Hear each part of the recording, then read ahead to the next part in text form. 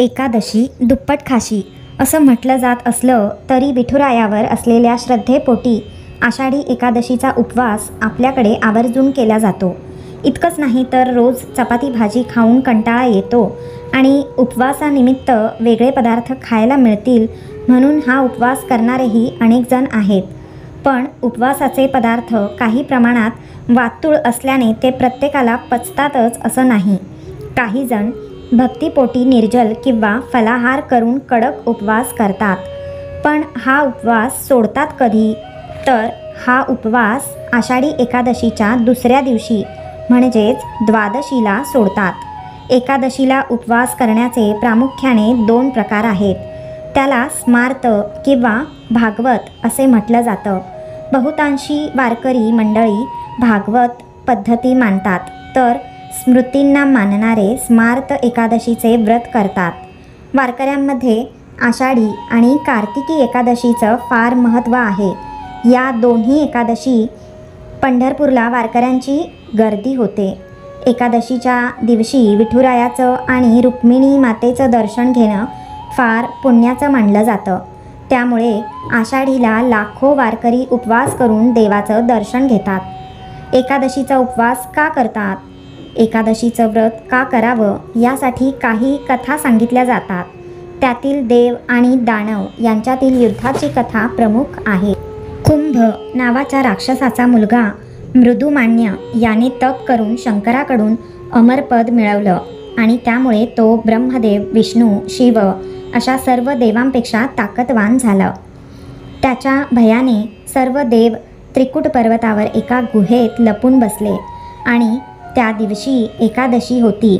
त्यांनी या आषाढी एकादशीचा उपवास केला आणि या उपवासामुळे त्यांना शक्ती मिळाली। त्यानंतर सर्व देवांनी गुहेच्या दाराजवळ बसलेल्या मृदुमान्य राक्षसाला ठार मारलं। ही शक्ती म्हणजेच एकादशी असं सांगण्यात येतं। एकूण एकादशी व्रतामागे अनेक कथा असल्या तरी त्यामागचा उद्देश हा सर्वांचं कल्याण असाच आहे। एकादशीचे व्रत न करणाऱ्याची अधोगती होते अशी भावना वारकरी संप्रदायात आहे। एकादशीचा उपवास द्वादशीला का सोडतात? एकादशीचा उपवास बहुतांशी दुसऱ्या दिवशी म्हणजे द्वादशीला सोडला जातो। परंतु द्वादशीच्या सूर्योदयानंतर द्वादशीचा चौथा भाग तिथीनुसार येत असेल तर त्या काळात उपवास सोडू नये असं शास्त्रात सांगितलं जातं। हा तिथी वासराचा काळ संपल्यानंतरच उपवास सोडतात। हा काळ पंचांगात दिलेला असतो। द्वादशीला वारकरी संप्रदायात खूप मोठं महत्त्व असतं।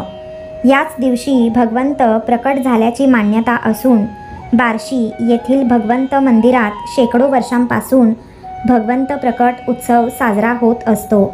एकादशीचा उपवास केल्यानंतर वारकरी द्वादशीच्या परण्याला म्हणजे उपवास सोडायला बार्शी येथील भगवंताच्या दर्शनाला जातात आणि उपवास सोडतात। वारकरी संप्रदायातील ज्येष्ठ परंपरा असणारे बोधले घराणे गेल्या 11 पिढ्यांपासून भगवंत मंदिरात द्वादशीचा प्रकट कीर्तन सोहळा पहाटे 4 ते 6 या वेळेत करतात। याचीही एक रंजक कथा धर्मशास्त्रात सांगण्यात आली आहे। अंबरीश ऋषी हे एकादशीचे निर्जल व्रत करत असे। संपूर्ण दिवस पाण्याचा थेंबही न घेता द्वादशीला सूर्योदयाला भोजन करून उपवास ते सोडत असत। एकदा द्वादशीला दुर्वास ऋषी हे अंबरीश ऋषीच्या आश्रमात आल्यावर दुर्वास ऋषींना त्यांनी द्वादशीच्या भोजनास थांबण्याची विनंती केली। दुर्वास ऋषींनी याला मान्यता देऊन ते नदीवर गेले। मात्र सूर्यास्त होऊ लागला तरीही ते परत न आल्याने अंबरीश ऋषींसमोर यक्ष प्रश्न उभा राहिला। अखेर त्यांनी द्वादशी संपण्यापूर्वी थेंबभर जलाचे प्राशन करून उपवास सोडला आणि यजमानाच्या पूर्वी भोजन न घेता त्यांचाही मान ठेवला। मात्र दुर्वास ऋषींना ही गोष्ट समजल्यावर त्यांनी अंबरीश ऋषींना 10 जन्म घ्यावे लागतील असा शाप दिला। यानंतर भगवंतांनी आपल्या भक्ताला दिलेला शाप स्वतःवर घेतला आणि 10 अवतार घेतल्याची मान्यताही वारकरी संप्रदायात आहे।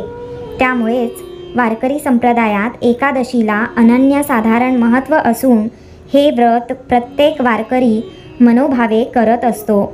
एकादशीला उपवास करून दुसऱ्या दिवशी द्वादशीला उपवास सोडला जातो. आजची माहिती तुम्हाला आवडली असेल तर व्हिडिओला लाईक करा आणि चॅनलला सबस्क्राईब करा, म्हणजे अशाच नवनवीन माहिती तुम्हाला नक्की भेटतील.